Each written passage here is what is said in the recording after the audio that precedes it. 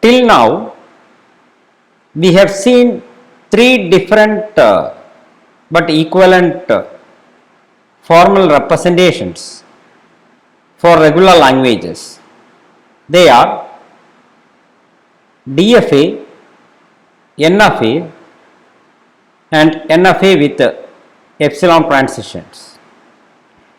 Today, we are going to discuss about a different mathematical representation for regular languages using grammar. The topic for today is grammar representation of languages. So, what is a grammar? We know that grammar is a set of rules governing the formation of sentences in a language. So, whatever be the language that we are discussing about, a grammar is a set of rules governing how well-formed sentences can be formed. And in this course, we are discussing about formal languages or languages in Chomsky hierarchy. We can try to understand what a grammar is using a very simple English-like grammar. And a grammar is a set of rules or rewrite rules representing a language. We can see an example and then discuss how a grammar can represent a language. Look at this example grammar EG1, where this is the first rule, which you can read as a sentence is nothing but a noun phrase followed by a predicate. So, this is a grammar rule defining a sentence which is a noun phrase followed by a predicate. Now, we need to define what is a noun phrase, for which you can have one or more rules. So, this rule defines a noun phrase as an article followed by a noun. Now, we need to define predicate. Here, predicate is defined as a verb by this rule. Now, article, this is one definition. A is an article. You can have any finite number of definitions. You can also say that the is also an article. Now, we need to define noun. Maybe you define noun as boy. Boy is a noun. Or you can have another definition, dog is also a noun. Now, it remains us to define what a verb is. Maybe you can define this as a verb, eats as a verb, or you can have runs also as verb. And not that, a simple, this is what is called a variable or a simple, can have one or more definitions. Here, sentence, noun phrase and predicate are having unique definitions. Sentence is defined as a noun phrase followed by a predicate. Likewise, these two are uniquely defined, and all these things have two definitions. Article, a is an article,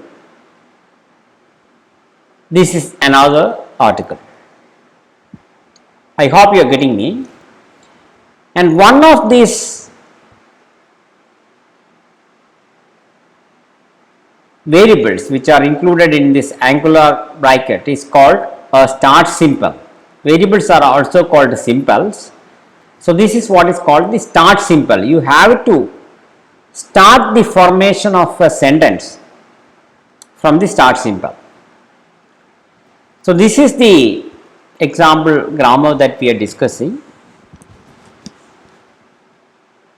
Now, to see how this grammar is going to help us, let us see how we can derive an English language sentence from this grammar. A sentence is also known as a terminal string, and terminals are all those words without the angular brackets. These are all called terminals, and these words within angular brackets are called non-terminal simples or variables. So, as I said, the derivation of any sentence or terminal string must start from the start simple of the grammar. So, here is where you can start. Now, once you start this sentence, you have a unique definition. So, that is the only definition. From sentence, you can derive this. How? By applying the first rule. So, this is why it is called a rewrite rule. You can rewrite the sentence as a noun phrase followed by a predicate. Now, not that there is a single definition for noun phrase, that is the second one or second rule. If you apply that, the noun phrase here can be replaced with article followed by noun. Now, maybe we can start from the left. We can apply a rule, maybe this rule for article. So, that tells this article can be replaced with a, that is what I did. Then maybe you apply the first rule for noun in this form, that tells you that noun can be replaced with boy. So, this noun is replaced with boy. Now, we have to apply a rule for predicate. Here there is a single rule. So, you can replace predicate with a verb. This is not a terminal string because there is a variable within angular bracket. Whatever is there is called variable, and these two are terminals.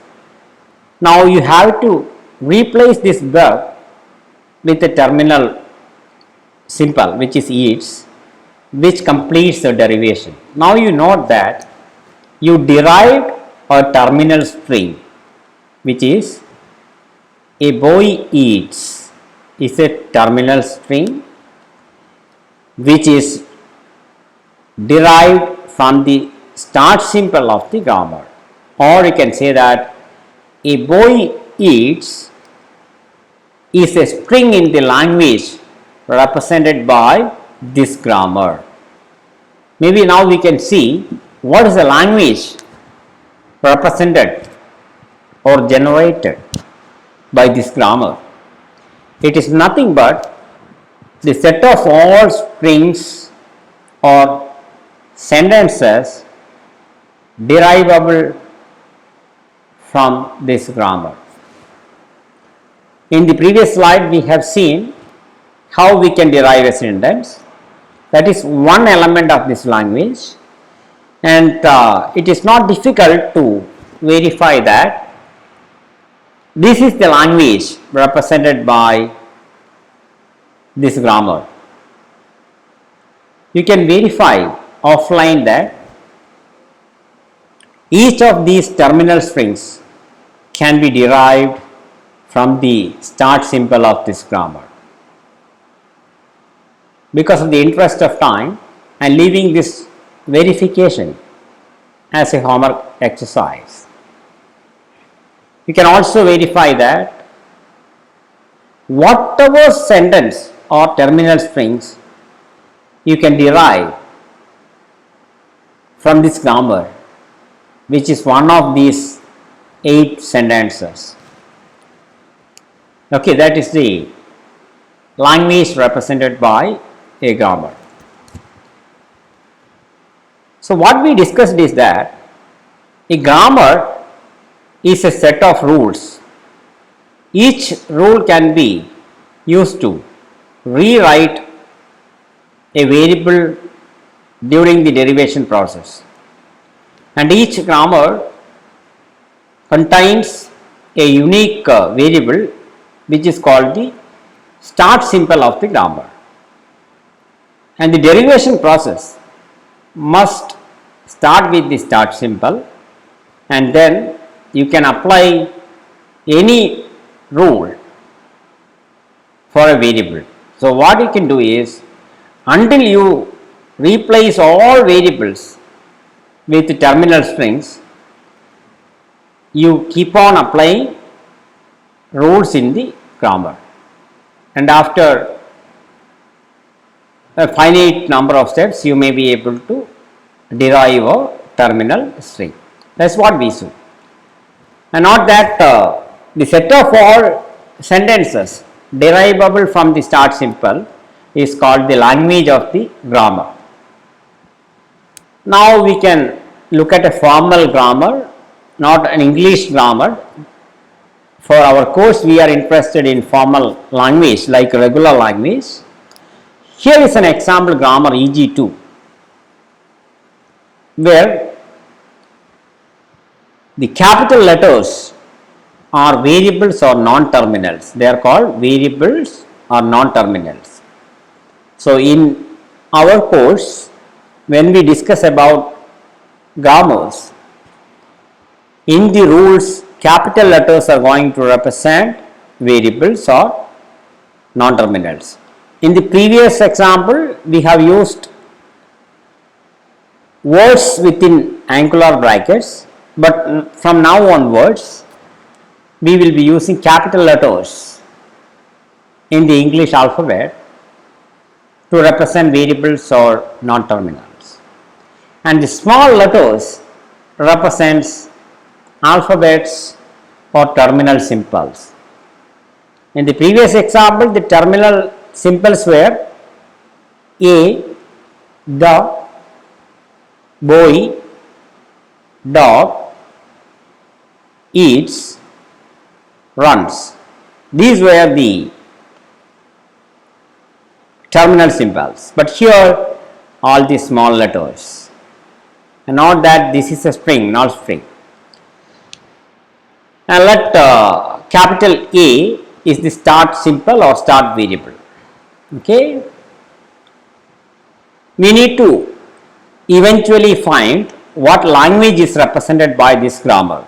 For that, we can look at some derivations from this grammar. You know that the derivation must start with the start symbol, which is capital E. I am going to derive the first string. Now suppose you apply the first rule in the grammar, then you can replace this capital A with the RHS of this rule. That is what I did. Now note that this is not a terminal string because there exists a variable. Now suppose I apply the last production. Production is nothing but a rule. A rule is also called a production. If I apply this rule or production, then this B can be replaced with nothing. What is it? That is the meaning of this. This is null string. That means you can just take out B without substituting anything. So if I take out B, I am deriving a terminal string.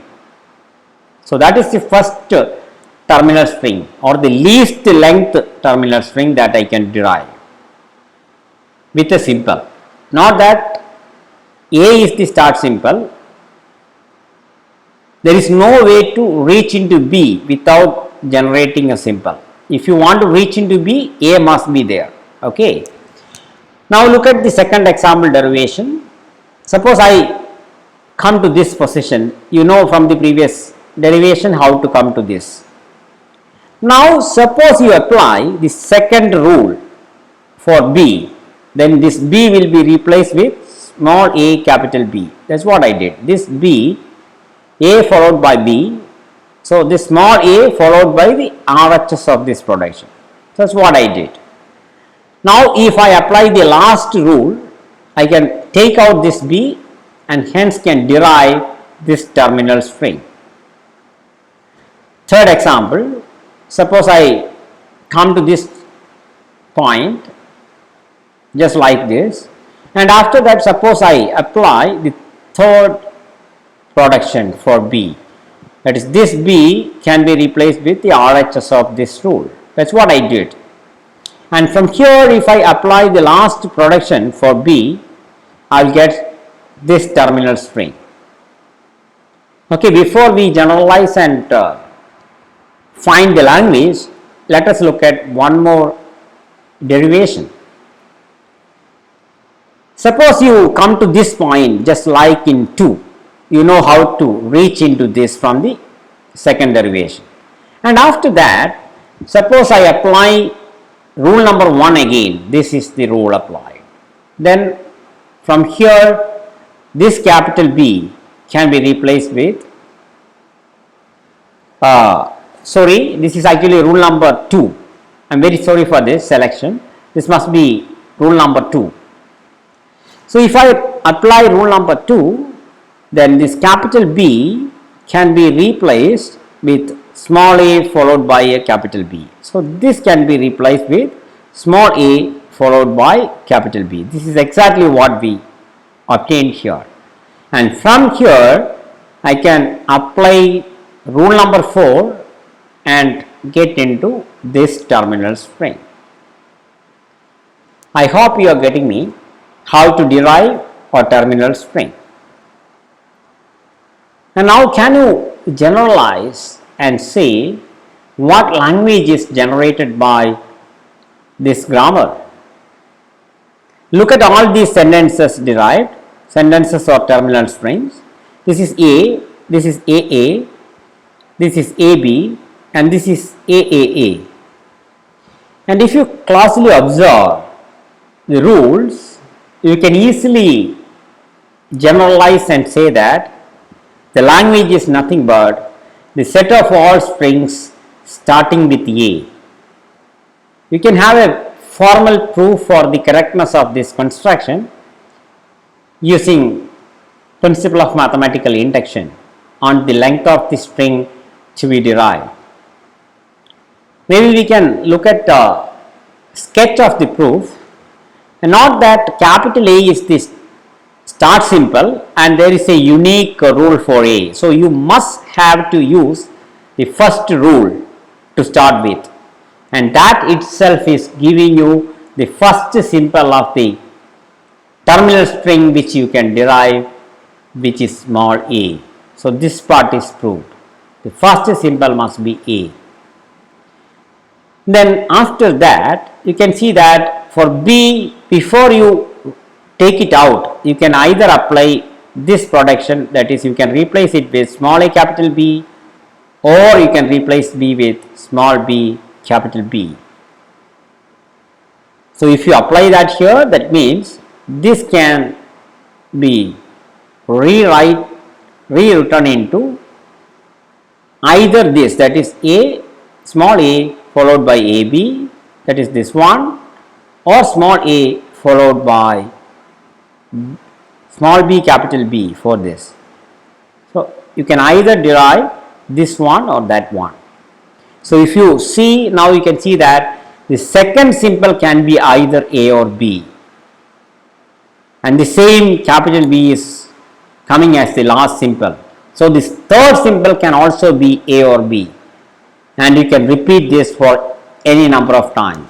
So you are saying that in finitely many steps, in 0 or more steps, you can derive what is called A followed by a string X, then capital B, and X can be an arbitrary string on AB. Why? Because the second simple can be either A or B, and the third simple can also be A or B. Likewise you can go, and so from the second simple onwards you can have either A or B. and that is why I say X is an arbitrary string on AB.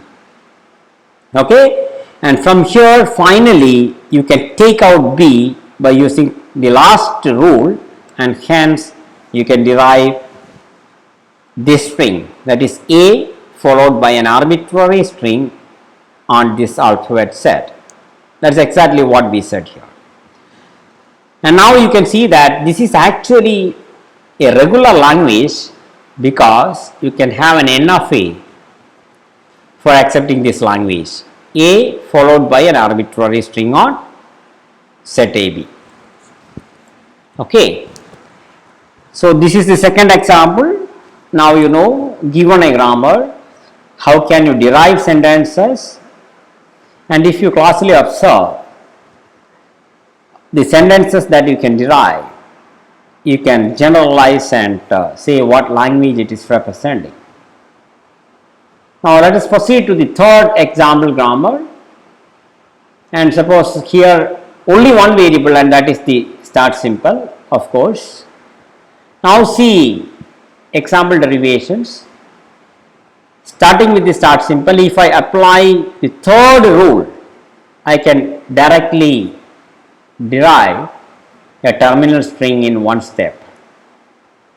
Second example, suppose I now apply the first rule. This is what is going to happen, applying the first rule on A. Then again apply the last rule, you will get this terminal string. Now consider another case where you start with the start simple and you apply the second rule, that will give you this, and after that if you want you can apply the third rule and can derive this terminal string. Before we generalize, let us look at one more example. Suppose like this you applied the first rule coming over here, and suppose now you apply again the first rule. So this capital A can be replaced with small a followed by capital A. Then to get a terminal string you can apply the last production or rule and you can derive this terminal string. Now can you guess what language is represented by this grammar? This must be EG3. Sorry for the typing mistake. So what language? You can easily observe that is actually the set of all strings ending with B. You can have a proof sketch. You have to start with the start simple, and not that from the start simple before you apply the last production to take out that variable, you can either replace the capital A with first production or second production. That is, either small a or small b capital A can replace this A. That means you can derive small a followed by capital A or small b followed by capital A. That is, the first symbol can be either A or B, and you can repeat it any number of times. That means if you apply the first and second productions finitely many times, you will get an arbitrary string of that length followed by capital A. If you apply these two productions in some order for n number of times, you are getting a string on AB with a length n, then followed by capital A, and finally the capital A can be taken out by replacing it with the last rule, that is B. Okay, so we can observe that it is a set of all strings ending in B, and here again you can prove that it's a regular language because you can have a non-deterministic finite state automaton like this accepting this language. Okay, not that we have a grammar representing a regular language. This is the second such example. Before we wind up, let us look at one more example grammar, EG4. Can you, capital A is the only variable or simple which is the start simple. Now can you look at example derivations? Suppose you want to derive a sentence, you must start from capital A, which is the start simple. Now suppose I apply the second rule. In a single step I am deriving this terminal string. Another example, suppose you start with the start simple and apply the first rule. This is what you are getting. Now consider applying the second rule for capital A, which will let you derive AB or AB raised to 2. So this can be written as AB 2 times AB to the power 2. That is a notation. Now suppose you come to this point and again for this A applying the first rule. So this is what you are getting. And finally, if you want, you can replace this capital A with the RHS of this rule, and which will let you derive AB or AB to the power 3. Now can you guess the language?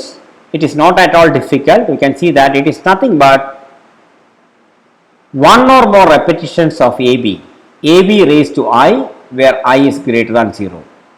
So this is actually, sorry for this mistake, this must be a small a, okay, small a.